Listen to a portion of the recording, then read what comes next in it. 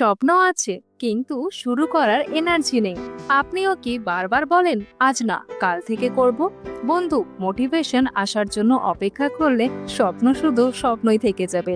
আজ আমি বলবো এমন 7টা সহজ স্টেপ যা আপনাকে আলসেমি থেকে মুক্তি দিয়ে সাথে সাথে কাজে নামিয়ে দেবে। তাই ভিডিওটা শেষ পর্যন্ত দেখুন, কারণ আজই হতে পারে আপনার জীবনের টার্নিং পয়েন্ট।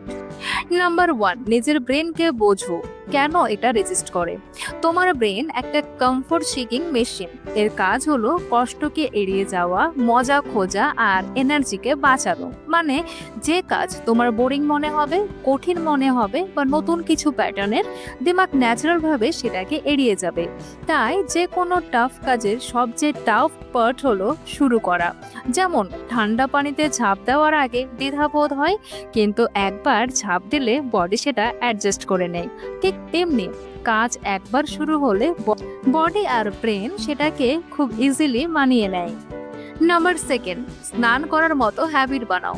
তুমি কি প্রতিদিন সকালে ভাবো যে আজকে আমি স্নান করব কিনা? না, ভাবো না, কারণ এটা নন নেগোশিয়েবল। কঠিন কাজকেও একটা স্ট্যাটাস দাও। নিজেকে বলো আমি সেই মানুষ যে কঠিন কাজ করে, যাই হোক না কেন। সহজ হলে সবাই তো করতো। আমি তো সবার মধ্যে নই। আমি স্পেশাল, আমি ডিফারেন্ট, আমি আলাদা। ট্রাই করার মানসিকতা থেকে বেরিয়ে এসে বলো this is what I do. Number three, choice কমাও, সিস্টেম বানাও। উইল পাওয়ারের ব্যাটারি লিমিটেড। প্রতিদিন একই ডিসিশন নিতে নিতে ক্লান্ত হয়ে যাবে। তাই চয়েস কমিয়ে দাও, সিস্টেমকে তৈরি করো। সিম্পল, পড়াশোনা করতে হবে, টাইমার সেট করো, ডিস্ট্রাকশন সরিয়ে দাও। ওয়ার্কআউট করতে হবে, রাতে জিম ক্লথস বের করে রাখো। এমন পরিবেশ বানাও যাতে কাজ শুরু করা খুবই সহজ হয়ে যায়। নাম্বার ফোর, 2 মিনিট রুলের জাদু। নিজের সাথে একটা ডিল করো, শুধু 2 মিনিটই কাজ করব। প্রথম প্যারাগ্রাফ পড়ো, প্রথম লাইন পড়ো, একটা পুশ আপ করো, বেশি ভাবনা না করে শুধু শুরু করো।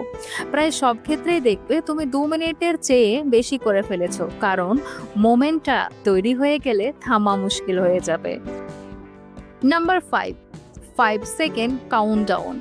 মেল রবিনসের স্টাইল। যখন মনে হবে কাজ হবে না, সঙ্গে সঙ্গে কাউন্টডাউন শুরু করো। 5, 4, 3, 2, 1।